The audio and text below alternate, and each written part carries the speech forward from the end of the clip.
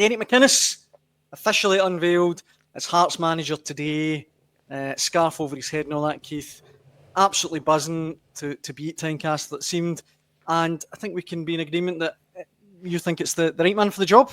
100%. And he spoke very well at his press conference today. You know, what I was talking about with Barry Ferguson and his ability to sort of handle the job, to look as if he's made for the job.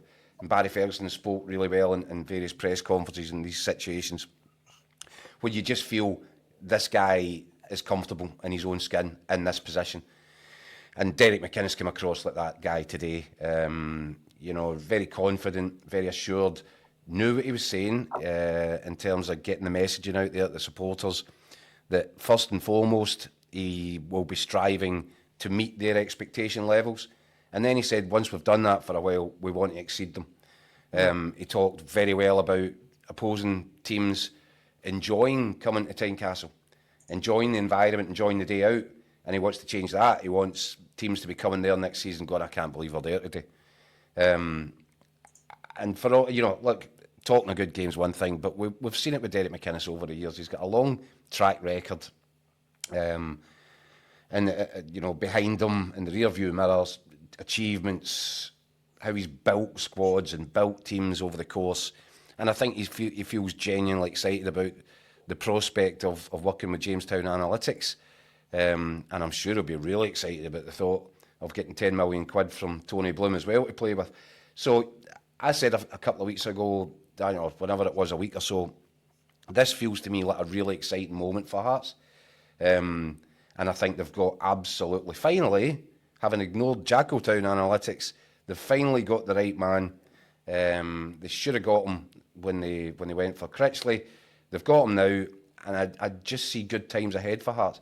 I think if Derek McInnes can get that team fully functioning and firing in front of home support, you know that the crowds are going to be there, make it a real intimidating venue, a really difficult place to go, get the buzz into the stadium and all that. I just think that Hearts will make big changes in terms of, you know, what they're looking to achieve next season under Derek McInnes, and I fully expect them to hit the first requirement, which will be a top 6 finish, absolute minimum.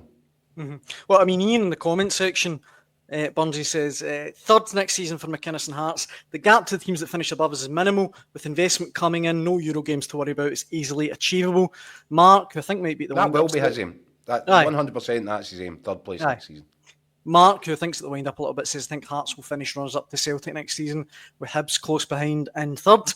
I think we could all maybe agree that it maybe wasn't handled perfectly, but I'm in agreement with Keith Burnsy. I think it's such the right appointment, it's almost too obvious, if you know what I mean.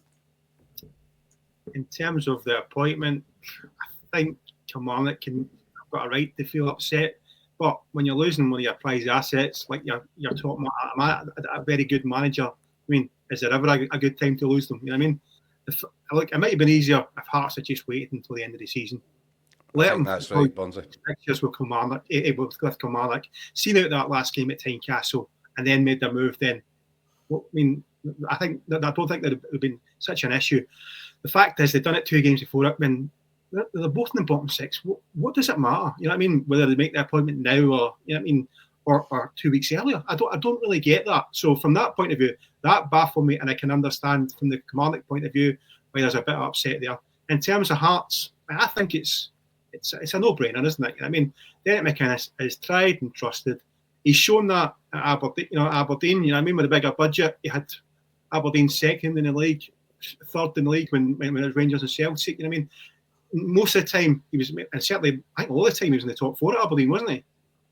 Yeah. He pretty much lifted a cup. So that's the sort of thing that the level he's got to get to with Hearts. You know what I mean? But I agree with what one of the earlier contributors had said. Hearts, it wouldn't take much to get a team up to third in Moulton. I mean, Aberdeen didn't have the European distraction. You know what I mean? And they finished. I know it's disappointing in top 5, but they're up there. There was a big turnaround. You know what I mean? And should have won the title, Burnsy.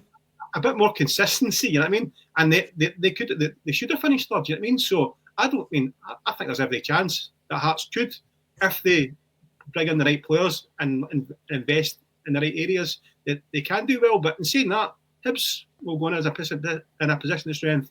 They've got a lot of players out of contract, and I'd expect them to do quite a bit in the transfer market. So you probably find playing catch up in the capital might be the first thing for Derek McInnes. But certainly in the long term, I think it's a good appointment for Hearts, and I think there's everything to get excited about in the coming years. I think that's something to get excited about in itself, Bunsey, the fact that there might be a real ding-dong between the pair of them. I mean, at the start of this season, they were having a real ding-dong at the wrong end of the table. But you like to think, you know, the way Hibs have ended this season, they've been terrific. They've got a manager in charge who won't be going anywhere this summer. And you would feel that they'll be looking to build for next season. But I think this is really going to be an interesting one, the kind of rivalry between the two of them. Because we need all of it, and keep saying it, we need all our biggest clubs really punching their weight. And I think that Hibs and Hearts are now both in a position to do that and really trade blows with each other next season.